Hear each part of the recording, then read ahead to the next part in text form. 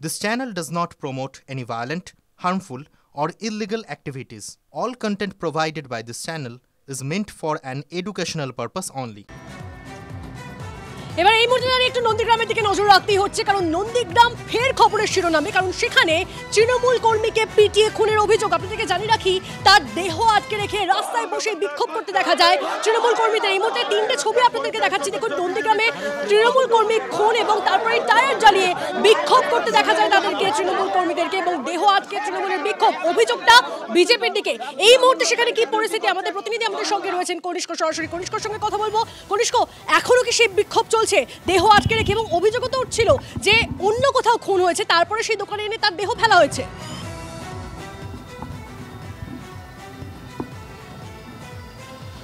দেখো তনিষ্ঠা, এখন কিন্তু সেই বিক্ষোভ নেই, কার্যত এলাকা থমথমে, এবং যে ঘটনাস্থল অর্থাৎ যেখানে প্রাথমিকভাবে যেমনটা জানা যাচ্ছে যে এখানেই কিন্তু মারা হয়েছে, প্রাথমিকভাবে অনুমান করা হচ্ছিল, আবার পরবর্তীতে অনুমান করা হয়েছে যে না, দূরে কোথাও মারা হয়েছে, সেখান থেকে দেহ নিয়ে এসে এখানে ঘটনাস্থলে অর্থাৎ যেই দোকানের ভেতরে রেখে সাজানো চেষ্টা চলেছে, এমনটাই কিন্তু অভিযোগ উঠে আসছে। মূলত স্থানীয় মানুষজনের সঙ্গে সকাল থেকে আমরা দফায় দফায় যে কথা বলেছি তাতে কিন্তু স্পষ্ট। আমি একটু ছবিটা দেখানোর চেষ্টা করব। এই দূরে কোথাও মাঠে তাকে মারা হয়েছে এবং কার্যত বেশ কয়েকজন মিলেই তার উপরে হামলা চালিয়েছে বলে এমনটা অভিযোগ।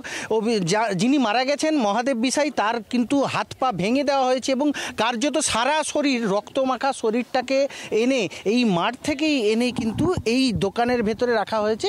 অর্থাৎ কোথাও না কোথাও পুরো ঘটনাটাকে একটা সাজানোর পরিকল্পনা করা হয়েছে বলে এমনটাই তৃণমূল কংগ্রেস নেতৃত্বরা যেমনটা দাবি করছেন, তার পাশাপাশি স্থানীয় মানুষ থেকে পরিবার তারাও কিন্তু এমনটাই দাবি করছেন। অর্থাৎ মহাদেব বিসাই তৃণমূল কংগ্রেস করতেন এবং এই দোকানটা এই খালের পাড়ে, নাসি খাল যে রয়েছে, এই খালের পাড়ে মাংস কাটার দোকান ছিল, আর এখানেই তিনি বসবাসও করতেন।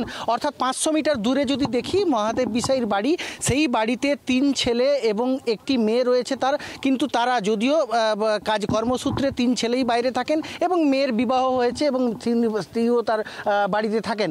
বর্তমান মা এবং ছেলে, বৃদ্ধ মাকে নিয়ে তিনি এখানে বসবাস করতেন। অর্থাৎ এই জায়গাতেই ব্যবসা করার নিয়ে বিজেপি নেতৃত্বরা টাকা দাবি করেছিল, এমনটাও কিন্তু অভিযোগ করছেন। এবং সেই টাকা অভিযোগ একাধিক রয়েছে, যদিও ঘটনা তদন্ত সাপেক্ষ। এখন বিক্ষোভ থেমে গেছে এবং ময়না তদন্তের জন্য দেহ নিয়ে যাওয়া হয়েছে, কিন্তু এই ঘটনায় স্বাভাবিকভাবে রাজনৈতিক চাপানো শুরু হয়ে গেছে। কে কি বলছে শুনুন। তৃণমূল কংগ্রেসের করার প্রতিবাদে এ বারবার একে হুমকি দেয়, তলা তুলে টাকা চায়। বিজেপির হারমাদরা এসে একে সরাসরি তুলে নিয়ে গিয়ে ওকে পা হাত ভেঙে করে দেয় এবং বাইরে মার্ডার করে একে তার দোকান ঘরের ভিতরে ঢুকে দিয়ে চলে যায়। অতএব ইমিডিয়েটলি আমাদের দাবি পুলিশের কাছে যে আসামিদেরকে অ্যারেস্ট করতে হবে, নচেত আমরা এখান থেকে লাশ যেতে দেবো না। কোনো খুনের রাজনীতিতে বিশ্বাসী নয় ভারতীয় জনতা পার্টি। খুনের রাজনীতিতে যারা বিশ্বাস করে, যারা এসবের সাথে যুক্ত, তারাই সব করছে। এগুলো পুলিশের তদন্ত করে দেখা হয়, সঠিক তদন্ত। পশ্চিমবঙ্গ পুলিশের কাছ থেকে তো সঠিক তদন্ত মানুষ পায় না। সঠিক তদন্ত করে সত্যাসত্য বিচার করে দোষীদের গ্রেপ্তার আমরাও দাবি করছি।